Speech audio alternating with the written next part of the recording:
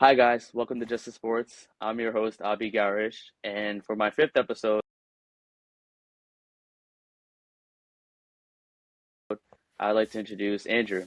So Andrew, if you want to talk more about yourself. Yeah, hey, appreciate you having me here. I'm Andrew. I'm Aubrey's friend. And I've been into F1 for a while now, so you know, just gonna offer my thoughts on whatever he has to talk about. Yeah, thank you so much for being on the episode. Of course, of Um, course. so for this season, I actually started watching F1 this season. I actually joined very late. But the first Grand Prix I watched was the Sao Paulo one, and honestly, I kind of tuned in right when the battle was getting really good, but the first thing I want to talk about is the championship battle for, Yeah. 2025 season with between Lando, Max, and Piastri. So, what are your thoughts on that? Honestly, it was really quite interesting for me to see because at the beginning of the season, I was seeing, Piastri was immediately, I mean, he did have in round one in Australia, he had that spin pretty early into the race, which, kind of dampened his chances of winning, and he didn't win that race. But after that, I mean, we had round two: China, Japan, Bahrain, Saudi Arabia. He was dominating for those first, several races. So I was really thinking, hey, we're probably gonna see a Piastri World Championship this year. But then, right about Austria and Belgium is where we kind of saw that that shift from Piastri to Norris, where you really kind of saw, um, hey, maybe his teammate is gonna win here, and what I really didn't expect was the amount of points that Verstappen was able to consistently gain. Um, I think it was around I think 15, round 14, Hungary and Zandvoort, Netherlands, where we kind of saw, you know, a comeback. I think it was around 20, no, not around 20, it was around 15, Zandvoort in the Netherlands, that we saw Verstappen really, make that comeback. He was trailing by, I think it was 146 points. And every single week it was consistently Wow. outscoring to the point where, um, I mean, you could argue that, Qatar, who is it? Antonelli was holding up Norris and Verstappen both in that race. You could argue that, he kind of cost him the championship, but what I was really interested to see was, the amount, the dominance that he had, the ability that he had to gain that many points. And honestly, I was kind of rooting for him over McLaren. 'Cause, I mean, I'm not a Red Bull fan, I'm not a Verstappen fan, but at the same time, I was like, I wanted to see, if it was possible. Because I think the last um, biggest margin ever overcome was something like 43 points from Ricardo, I think it was. It was one of the Red Bull drivers. Maybe it was, no, it wasn't Weber, but I think it was Ricardo a number of years back. With 43 points. And so here you have, Verstappen overcoming 146 points, 160 points. And it's something that has not only never been done, but three times, four times what was previously done. And so I was like, hey, he might be able to do it. But at the same time, I'm a Mercedes fan. So in Brazil, I was kind of happy to see the last four rounds where Antonelli was able to, hold off Verstappen for a couple of laps there and secure P3. But, at the same time, I feel like Verstappen sold himself because what I've been noticing over the entire season is that he kind of goes looser on the rookies. He doesn't push as hard because he knows they're not as experienced. So that was an interesting interaction for me to see. I think that was around 21, 22. So yeah, Yeah. interesting, interesting battle. Very interesting, very exciting too. I mean, I do wish I watched F1 earlier, but I'm also glad that this was my first season, seeing how because I always knew that Max Verstappen, F1 racer, really good racer, but I never knew exactly how dominant he was, right? Yeah. And about the Sao Paulo Grand Prix, I mean, I wanted Max to win, partially because I was kind of, upset with Antonelli, and the whole Leclerc crash. Yeah. And Hamilton also having a DNF, but Well, the problem with the Antonelli and Leclerc crash that was Zandvoort round 15, lap I think 5 or 6. So it was early into the race. The problem really is that lack of experience because like I mentioned, he Antonelli's not doesn't have that experience. He didn't know that the inside of Zandvoort where they crash, I forget what turn that is, but it's one of the bankings. They don't actually pave the inside of that banking as sharply as they do the outside as the same regulation, which means when you go up the inside like that, you're going to have less grip, and if you carry more speed as Antonelli did, you're going to hit the person next to you. So I mean that was really just a lack of experience there. yeah, really unfortunate for Ferrari fans, you know. Like you? Um, yeah, like me, it's great. My first season out of all the teams I could have chosen, I chose Ferrari. Um, I hope it pays off for the 2026 season. Maybe it's our year. But also next year, another big thing is obviously the new regulations. Yeah. No more ground effect. DRS is gone, and there's a lot of other big things, especially the Red Bull and Mercedes loopholes in their engines. Yeah. So if you want to talk more about that.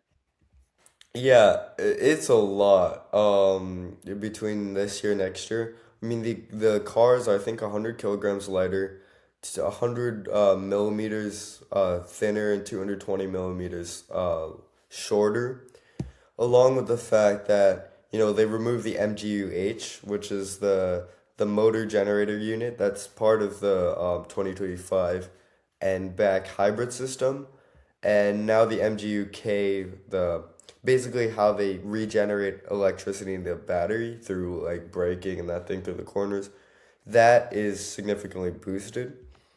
Along with, I mean, this isn't as big of a thing, but 100% sustainable fuels, as whole part of that whole F1 push for, bringing racing technology to the road to make it more, environmentally friendly. But also when you mention there the compression ratio issue, so there's a loophole that's been found that in 2026, I don't know exactly what the numbers are, but there's a specific regulation about how much like what the compression ratio in the engine is. Basically, like how much fuel can be pushed into the engine, and thus like how much power can be output by that engine.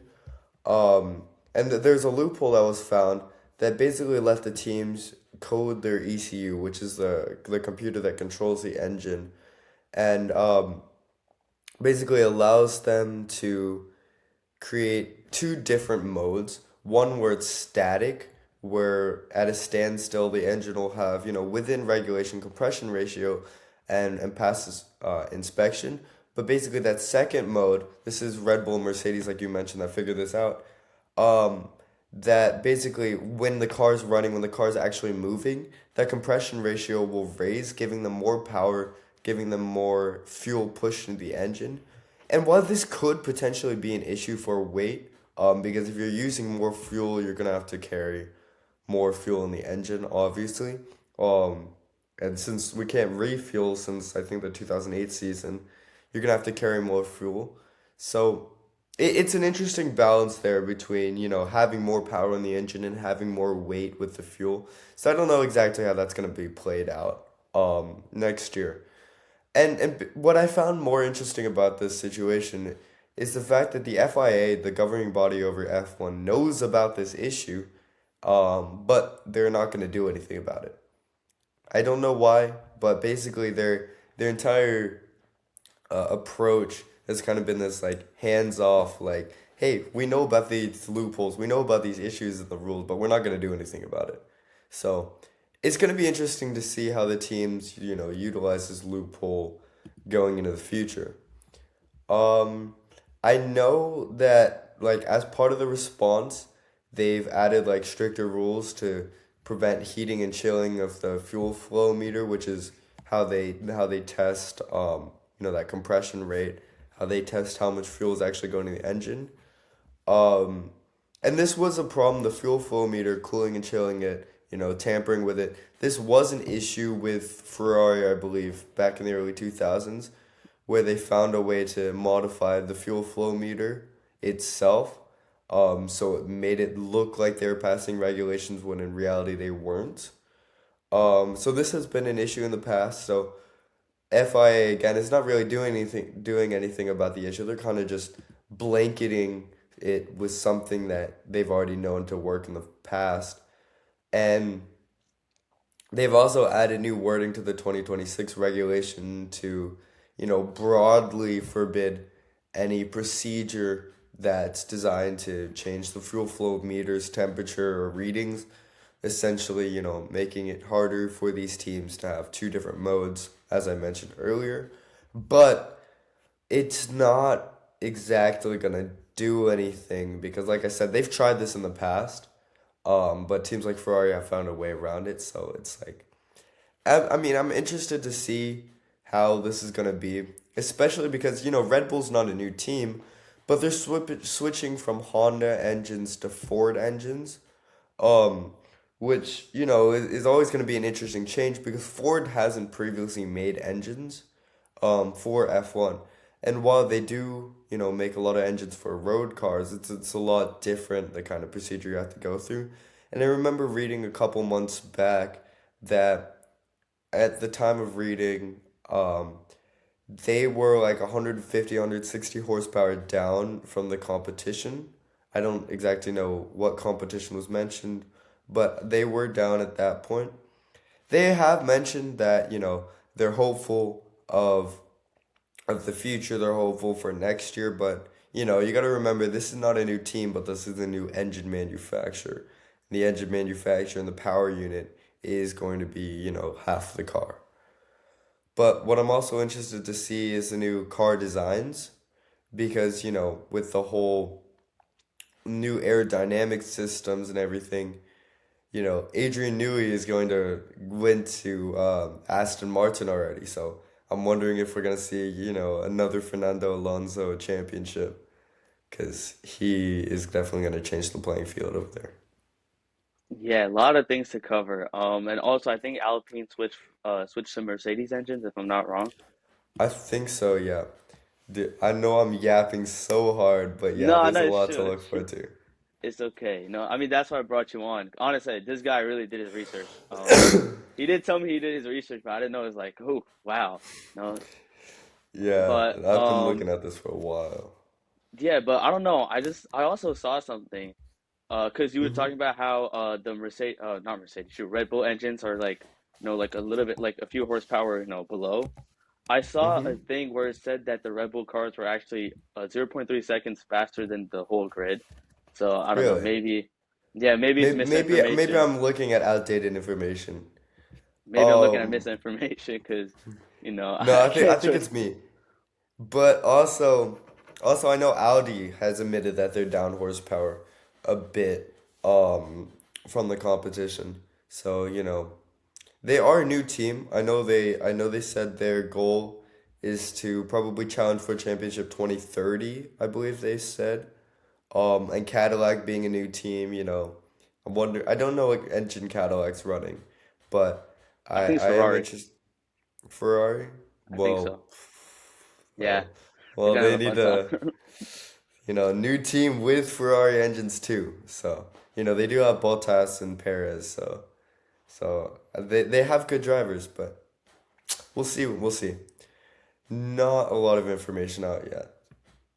Yeah, and another thing about 2026, I think Imola's getting removed, right? And for Yeah, Madrid. it got removed. Yeah, In its unfortunately. place, I forget what they added. I thought it was Madrid, right? Uh, I Like as a street think circuit. maybe. I think maybe. Yeah, Yeah.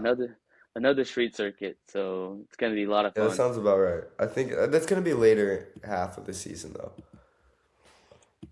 Well, no, another big conversation, especially a difficult one for me because I personally like all the rookies. Um, you Yeah. know, so. in your opinion, who's the rookie of the year? Phew. It's a good question. I'm feel like I'm split between Antonelli. Obviously, I'm a little bit biased there because I'm a Mercedes fan. But also Behrman, in my opinion, had some really good performances. I forget what race. I think it was later in the season, maybe Azerbaijan or Italy. Maybe even Monza, rounds 15, 16, or 17. It was later in the season. But I don't think he podiumed, but he took a Haas into fourth place. And Yeah, that was really impressive to me because, Haas has not been good. For years, it hasn't been good. Um, and it's hard for any driver to take a midfield team into the top step and into those top five. I mean, you saw Fernando Alonso, three-time world champion. I think it is three times.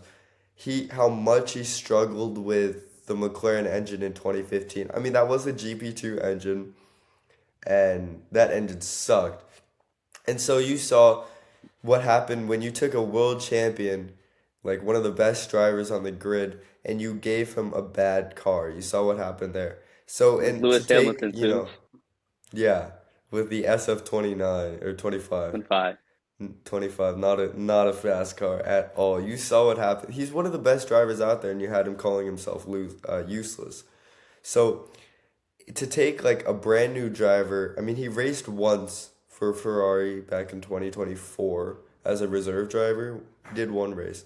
But to take, a new driver, give him a bad car, and have him do that well, it was really impressive to me. But at the same time, the reason I'm rooting for Antonelli here is because of how well he defended against like champions. I mean, you saw how well he was defending against Verstappen on multiple occasions. In Abu Dhabi, or not Abu Dhabi, it was the second to last round this year. It was in Qatar. You saw, how well he was defending against Norris. uh, I mean, he did end up locking up, going wide around turn, like one of the later turns in that lap. Um, Yeah, to which, Giancarlo Lambiasi, GP, Verstappen's engineer, said, like, I think Antonelli pulled over.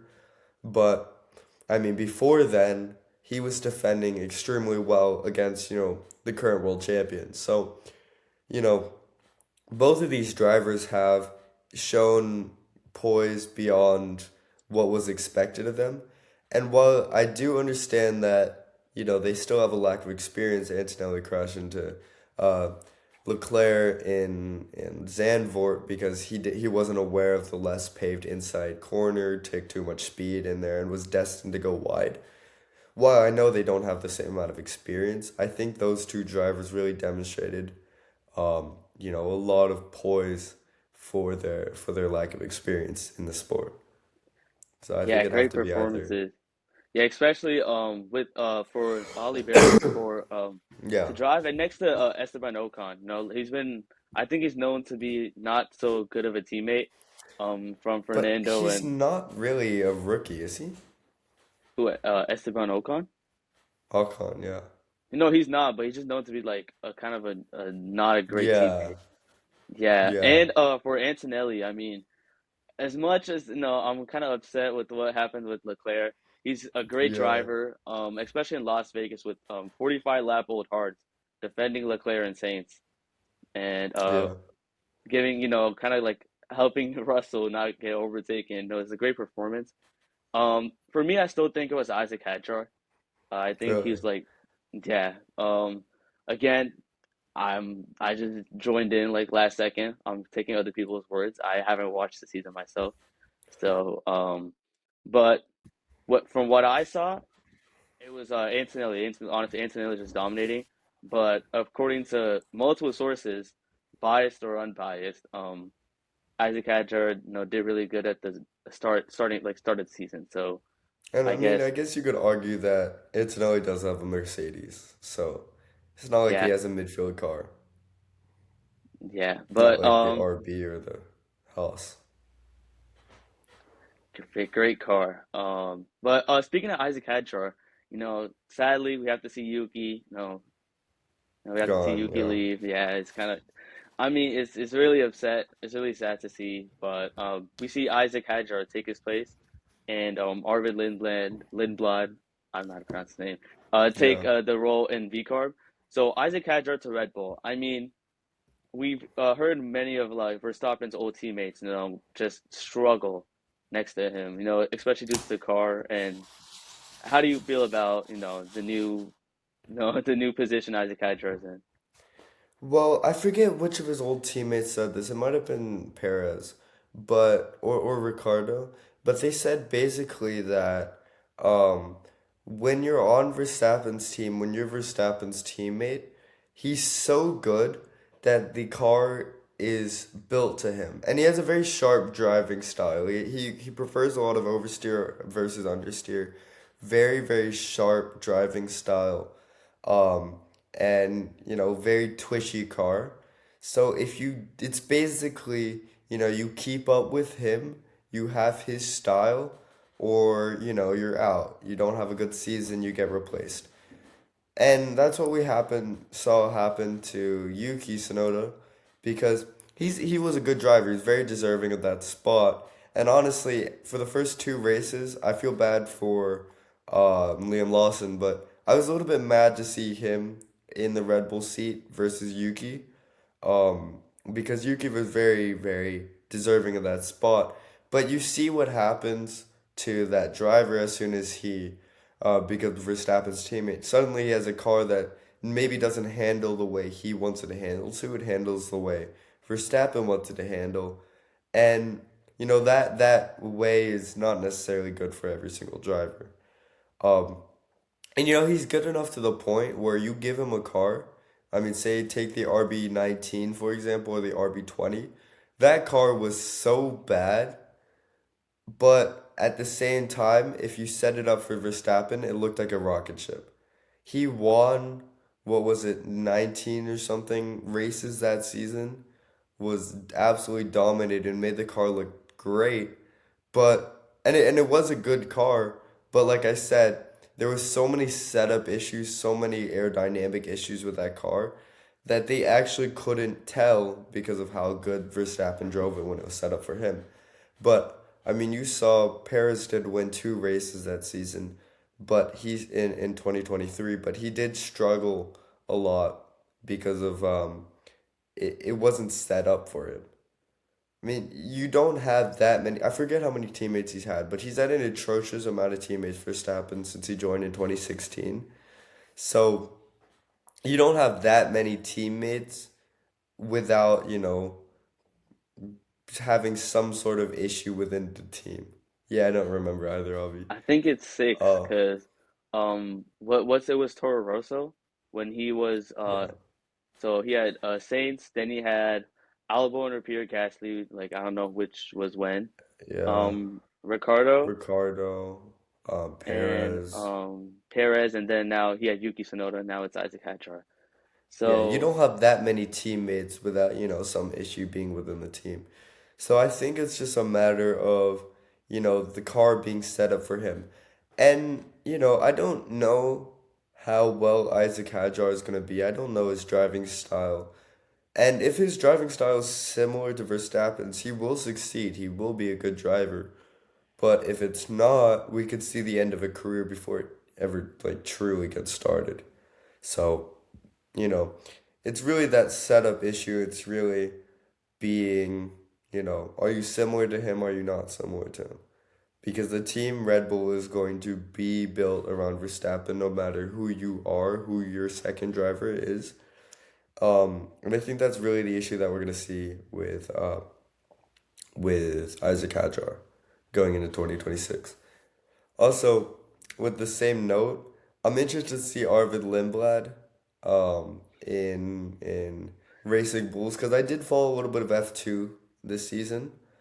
Um, and let me just say, dude crashed a lot. I yeah, mean, I saw some yeah, clips where like they're going around a corner and he just took out about five people. So, yeah. you I know, mean, Then again, going into 2025, I heard the same things about Antonelli. I mean, you can go look up like old F2 races from the F1 channel on YouTube. And there's all sorts of comments on there like, yeah, this guy's racing F1 next year, we're fried. So I've heard all the same things about him when he was racing for Prema. But he came in to Mercedes, he did well. So, it could go both ways. It could go both ways, but I'm interested to see how it goes. Yeah, so the teammate order goes Daniel Ricciardo, Pierre Gasly, Alexander Albon, and Sergio Perez, and then Liam Lawson, Yuki Tsunoda. Yeah. I'm pretty sure Daniel Ricciardo also likes a very oversteery car too. And Mm-hmm. so I mean, obviously, I think when he was teammates with Daniel Ricciardo, I don't think the car was specifically customized to Max at No. that time. But when Sergio Perez was his teammate, it was, I think, customized to Max, and Sergio Perez, I think, prefers a little bit understeering car. Mm-hmm. So, yeah, really Well, because interesting to see. at that point when it was Ricardo Verstappen, Verstappen was still racing with 33 because well he hadn't won a championship yet. But also Ricardo was the number one driver at that point. Because that was early into Verstappen's career. He was still, you know, he wasn't known yet. So Ricardo was still the number one driver at that point because everybody suspected, yeah.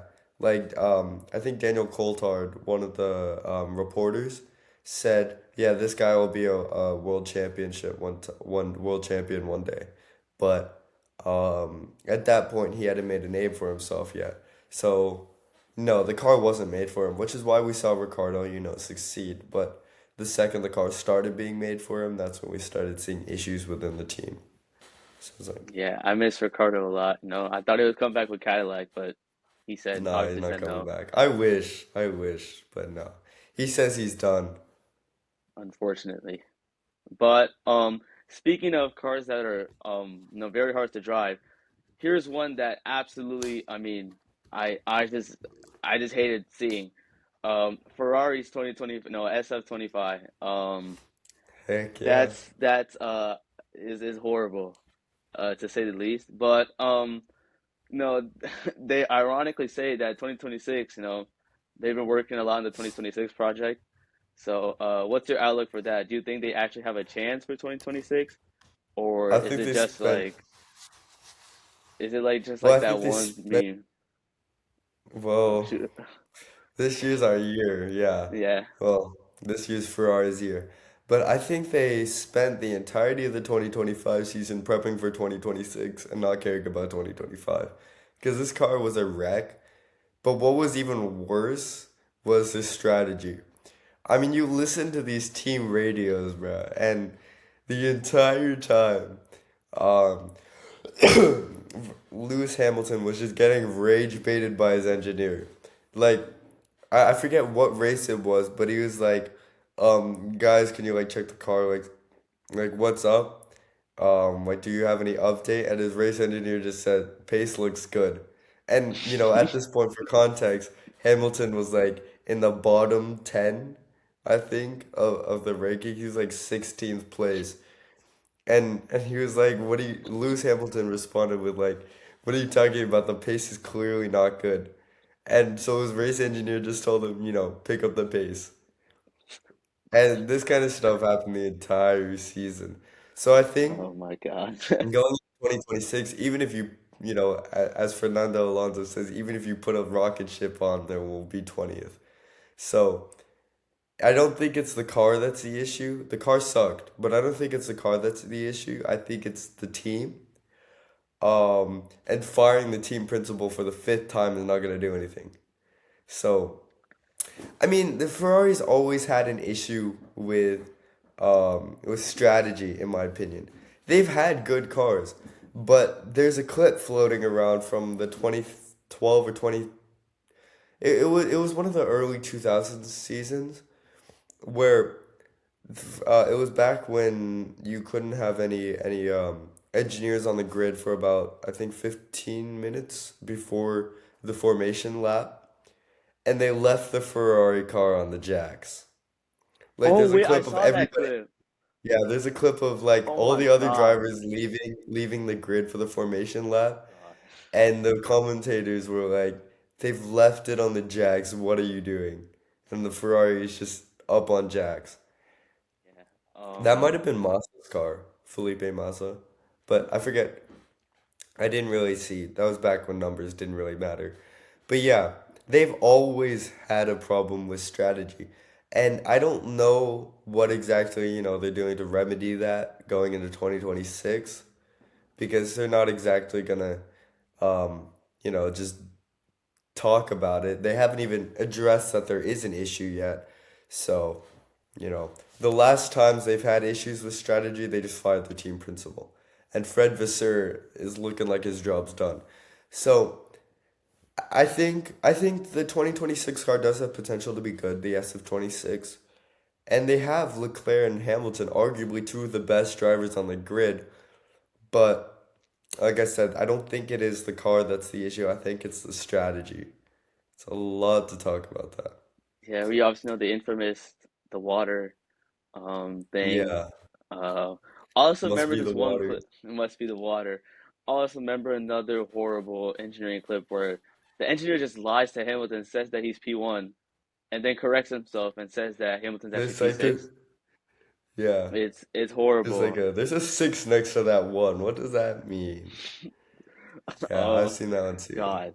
It's honestly, And what I heard was actually, I think it's from the team principal. I think he admitted to like not actually trying to fit Hamilton into the new Ferrari system at all. So Hamilton was just like dropped into like a completely foreign environment for the 2025 season and expected to perform well. But Yeah. hopefully Hamilton and his expertise, maybe he'll have an impact with the car next year. But yeah, as a Ferrari fan, I mean, it's literally like my first season, and I'm honestly done. Yeah. So It's the it's whole, yeah, we're so back. We're so not back. We're so back. We're so not back. yeah. I don't know. I don't know how to describe my disappointment, but it's okay. At least maybe 2027 will be our year. But Andrew, to end it off, I want to no. I just always do this. To end it off, hot takes. So, for Hot what is your takes. hot take in F1? Honestly, honestly, I feel like we could see a Stroll world champion. Like, hear me out on this one. Hear me out on, like, I already see you turning around. I already see you turning. But hear me out on this one, right? We got, for 2026, we've got Adrian Newey on board for Aston Martin. And we already see that, if you get Adrian Newey, you basically get his entire team of engineers. And he created the RB19, the RB20, two of the most dominant cars in history. Once again, those cars had issues that Verstappen hid, but you can't deny that those were dominant cars, no matter how good they actually were. And you have him coming in. You have a crap ton of money in Aston Martin B, and you got you got full new set of regulations, right? Full new engine, full new like aerodynamics and everything. So I think maybe if not Stroll, maybe Alonso, but I think we could see either Stroll or Alonso Aston Martin World Championship. I mean that'd be Wow. interesting to me, but I feel that might be too hard of a take. But I definitely feel like it's possible. I mean, you've seen what Stroll can do in the past, If it especially when rains. it's raining. Yeah. Especially when it's raining. But you've seen what he can do in the past and qualifying. I mean, I think it was Austin Grand Prix. He set the fastest lap in Q2. I mean, granted, he was dethroned later. He ended up like Q4 or 5. But for a while there, he had the fastest lap in Q2, I believe, if I'm not mistaken. So, Interesting. he's done it before. I feel like maybe I gotta die a little back and say Alonso, fourth world Nah, championship, but I feel like we could see. I feel like we could see it. I I also feel like mean, you disagree with me. I feel like this is I did ask for a hot take. I obviously It's got a hot obviously not take. what I'm hoping for. It's not what I'm hoping for, but I feel like it's possible. I don't know, man. I don't know about that. I did see the last race of the season, and he actually did really good. But I don't know, man. I don't know about Lance Stroll. Hopefully, maybe Lewis Hamilton winning his eighth, as my hot take. I have plenty other F1 hot takes, but I think I'm just gonna make everybody else, including my brother, who's a big Max Verstappen fan, very mad. So I'm just gonna dial No, down you the. should say it though. You should say it though. Okay, My hot take was horrendous in your opinion, so let's hear yours. for my hot take, no bias at all. I believe Charles Leclerc.